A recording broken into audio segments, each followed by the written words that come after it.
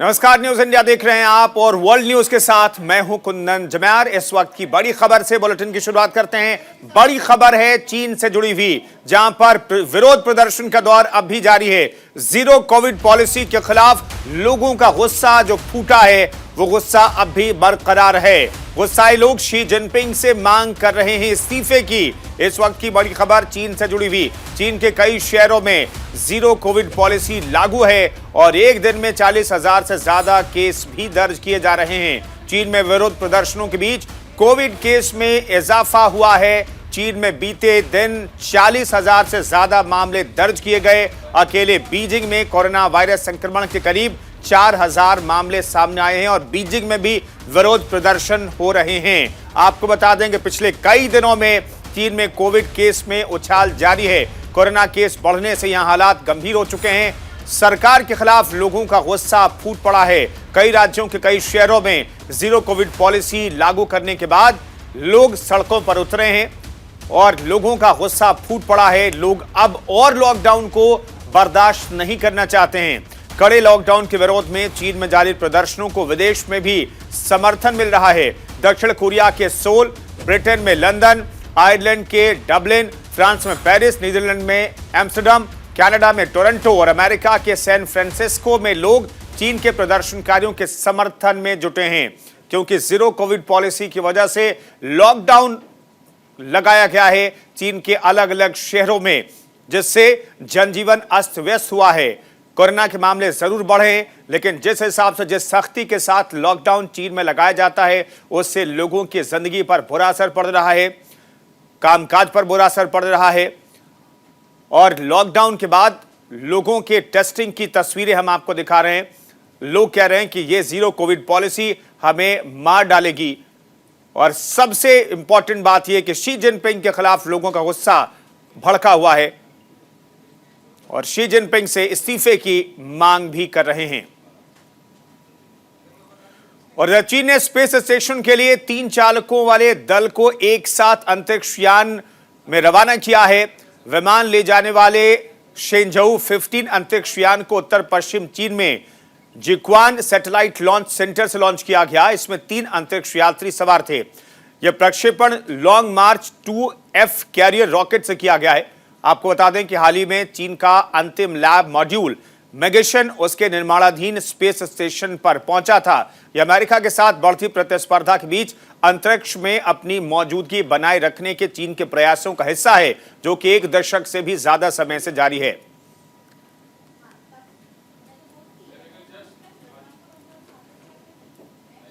कल रात की तस्वीरें आपको दिखा रहे हैं। 3 अंतरिक्ष यात्रियों के साथ ये लॉन्ग मार्च मिशन शुरू किया गया है चीन की तरफ से। दरअसल चीन अपना सैटेलाइट स्टेशन बना रहा है।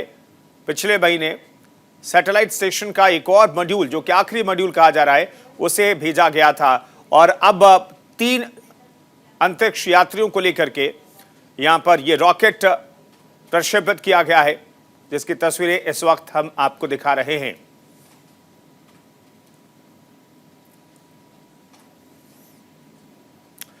और अब बात एक और पड़ोसी मुल्क पाकिस्तान की। आर्मी में दरअसल वहां पर बवाल मचा हुआ है। पाक आर्मी के 2 अफसरों ने इस्तीफा दे दिया है। आसिम मुनीर के चीफ बनाए जाने से ये नाराज है दोनों अफसर। आसिम मुनीर के पाकिस्तानी चीफ बनते ही सेना के कुछ अधिकारी नाराज बताए जा रहे हैं। 2 बड़े अफसरों ने इस्तीफा दे दिया है, रिटायरमेंट लेने का ऐलान कर दिया है। उनकी तरफ से दावा हुआ है कि आर्मी चीफ के लिए उनके नामों को शॉर्टलिस्ट किया गया था, लेकिन बाद में सेना प्रमुख किसी और को बना दिया गया। आसिम मुनीर पाकिस्तान के नए आर्मी चीफ बनाए गए हैं। उन्होंने कमर बाजवा के बाद इस पद को संभाला है। उनके सामने चुनौतियों का अलग ही पहाड़ है। कई आंतरिक मुद्दों से तो उन्हें जूझना ही है। इसके अलावा आर्मी के अंदर ही पनप रही नाराजगी को भी शांत करना उनके सामने बड़ी चुनौती है। असल में पाकिस्तान में हर कोई आसिम मुनीर के आर्मी चीफ बनने से खुश नहीं है।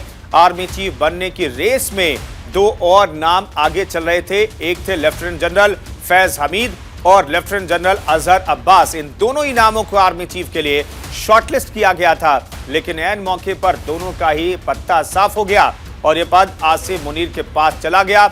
इस वजह से अब दोनों फैज अहमद और अजहर अब्बास ने जल्द ही रिटायरमेंट का फैसला कर लिया है।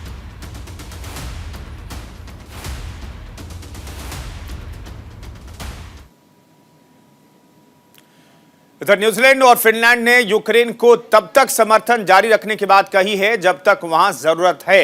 न्यूजीलैंड और फिनलैंड ने कहा है जब तक कीव की शर्तों पर युद्ध समाप्त नहीं हो जाता तब तक यूक्रेन की संप्रभुता के लिए वो अपने समर्थन देते रहेंगे। आपको बता दें कि न्यूजीलैंड की प्रधानमंत्री जेसिंडा अर्डर्न और फिनलैंड के प्रधानमंत्री सना मारिन ने भी संयुक्त राष्ट्र मानवाधिकार परिषद के उस प्रस्ताव का स्वागत किया है जिसमें ईरान में महिलाओं और लड़कियों सहित मानवाधिकारों के उल्लंघन की स्वतंत्र रूप से जांच करने के लिए एक मिशन स्थापित किया गया है।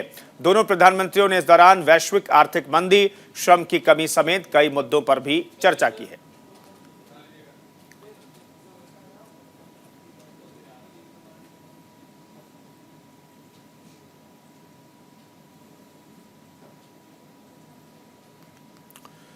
राष्ट्रीय सुरक्षा सलाहकार अजीत डोभाल ने फ्रांस के सशस्त्र बल मंत्री सेबेस्टियन लुकार्नू से मुलाकात की है और वैश्विक, क्षेत्रीय और द्विपक्षीय सुरक्षा से संबंधित विषयों सहित आम हित के कई मुद्दों पर चर्चा की है। बैठक के दौरान भविष्य के मुद्दों की जरूरतों पर बल दिया गया दोनों नेताओं की तरफ से। युद्ध के लिए अनुसंधान, विकास और बाकी मुद्दों पर जोर दिया गया है। अधिकारियों के मुताबिक दोनों पक्ष संयुक्त रूप से रणनीति बना सकते हैं और भारत की मेक इन इंडिया नीति के अनुरूप सह विकास के लिए प्राथमिकता वाले क्षेत्रों की पहचान कर सकते हैं।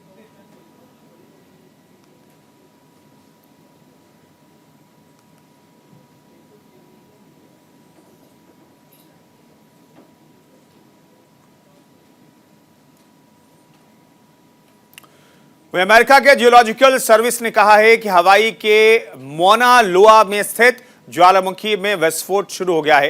यह दुनिया के सबसे बड़े सक्रिय ज्वालामुखी माना जाता है। इस विस्फोट के बारे में अमेरिकी अधिकारियों ने चेतावनी जारी कर आपातकालीन दल वहां भेज दिया है।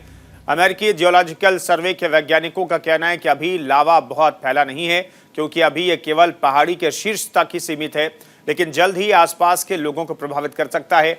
अधिकारियों ने लावा से पैदा हुए खतरे को देखते हुए लोगों से ज्वालामुखी वाले क्षेत्र से दूर रहने का आग्रह किया है। फिलहाल 3 अलग अलग दरारों में से लावा फूटकर हवा में 100 से 200 फीट ऊंचाई तक उठ रहा है।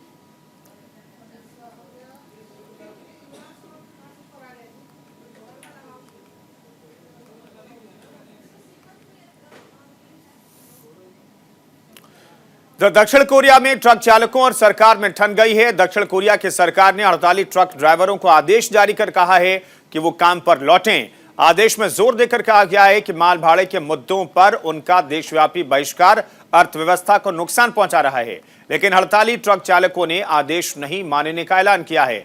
ट्रक चालकों ने सरकार पर श्रम अधिकारों को दबाने और ईंधन की कीमत पर लगाम नहीं लगाने का आरोप लगाया है। ट्रक ड्राइवरों ने कहा है कि हालात पर सरकार की अनदेखी से काम पर बुरा असर पड़ रहा है, लेकिन सरकार इस ओर ध्यान ही नहीं दे रही है। आपको बता दें कि सरकारी आदेश के मुताबिक यह ट्रक चालक लाइसेंस रद्द होने और यहां तक कि जेल की सजा के खतरे का भी सामना कर रहे हैं, लेकिन इसके बावजूद उन पर सरकार के आदेश का कोई असर नहीं पड़ रहा है।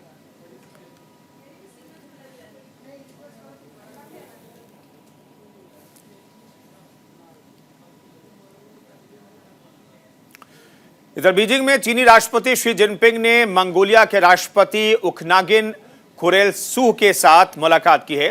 शी जिनपिंग ने कहा है कि चीन और मंगोलिया एक दूसरे के अहम पड़ोसी देश हैं। दोनों देशों के बीच अच्छे पड़ोसी जैसे स्थायी मैत्रीपूर्ण संबंध और सहयोग बनाए रखना हमारे नागरिकों के हितों के अनुरूप है। आपको बता दें कि चीन मंगोलिया के साथ मित्रता और आपसी विश्वास बढ़ाने पर ध्यान दे रहा है। दुनिया में अस्थिरता और अनिश्चितता बढ़ने की स्थिति में चीन मंगोलिया के साथ बहुमुखी रणनीतिक साझेदारी बढ़ाना चाहता है, जिससे कि दोनों देशों की जनता को फायदा मिल सके।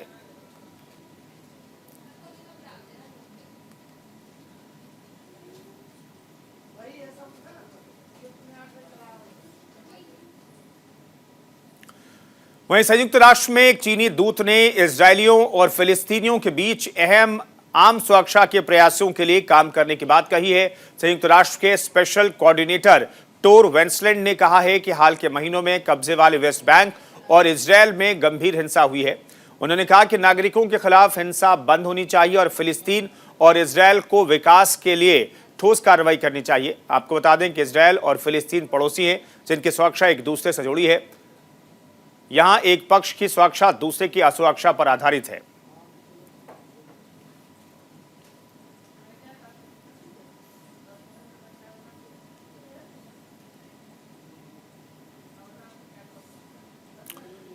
इटली के स्चिया में भूस्खलन से हुई तबाही की नई तस्वीरें सामने आई हैं। भूस्खलन के चलते यहां कई घर गिर चुके हैं, सड़कों पर सैलाब उमड़ आया। हादसे में एक बच्चा समेत कम से कम 8 लोगों की मौत हो गई है।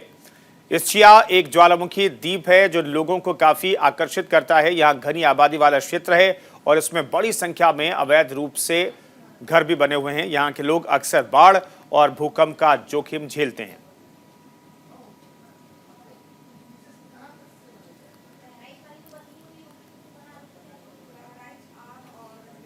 यहाँ पर तबाही की तस्वीरें हम आपको दिखा रहे हैं। इटली के रियाचा धूप की तस्वीरें आपको दिखा रहे हैं जहाँ पर ज़बरदस्त तबाही हुई है। कम से कम 8 लोगों की मौत की खबर है और जानकारी मिल रही है मरने वालों में एक बच्चा भी शामिल है। और तबाही किस कदर है आप देख सकते हैं। यहाँ पर बाढ़ और भूस्खलन से सब कुछ ऐसा लग रहा है तबाह हो गया है। भूस्खलन के बाद हुई तबाही की ये ताज़ा तस्वीरें आपको दिखा रहे हैं।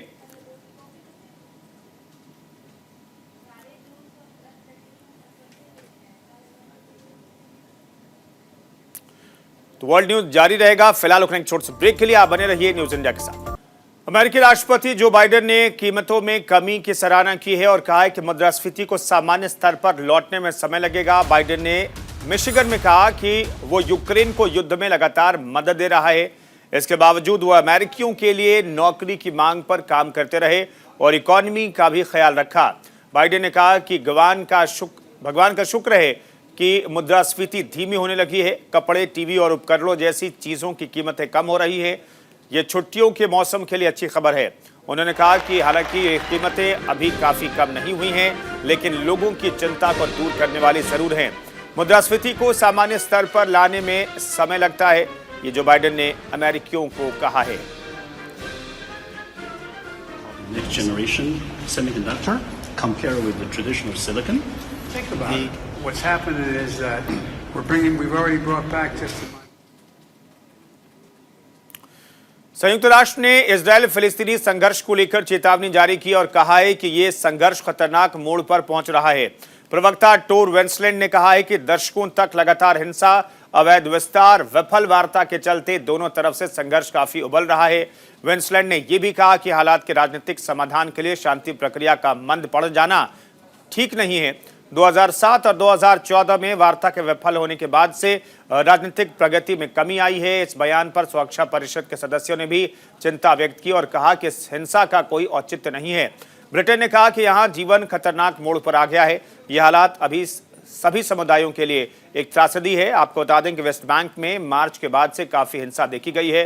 फिलिस्तीनी बंदूकधारियों ने जेनिन शहर के एक अस्पताल पर भी हमला किया था। दोनों पक्षों के बीच तनाव जारी है।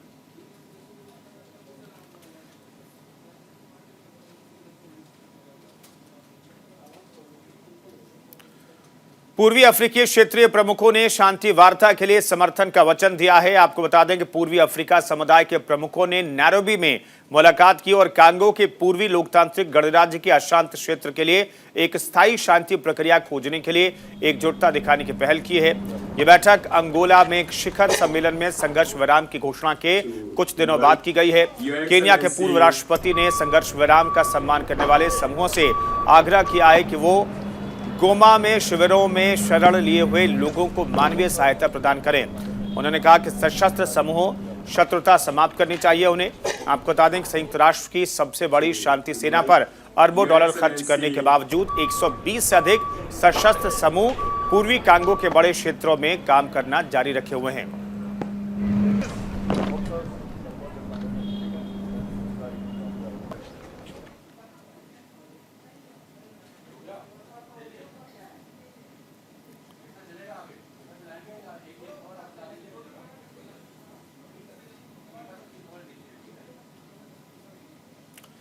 तुर्की के राष्ट्रपति तैयब एर्दोगन ने सीरिया के साथ दक्षिणी सीमा पर सुरक्षा संकल्प को दोहराया है। राजधानी अंकारा में कैबिनेट बैठक के बाद बोलते हुए एर्दोगन ने कहा कि सीरिया में तुर्की के सैन्य अभियानों से किसी को परेशान नहीं होना चाहिए। आपको बता दें कि 2 हफ्ते पहले इस्तांबुल में घातक बम हमले के बाद सीमा पर तनाव बढ़ा है, जिसके लिए अंकारा ने YPG मलेशिया को दोषी ठहराया था। YPG ने बमबारी में शामिल होने से इनकार किया है और कई बार मोर्टार गोलीबारी के साथ सीमा पर हमलों का जवाब दिया है।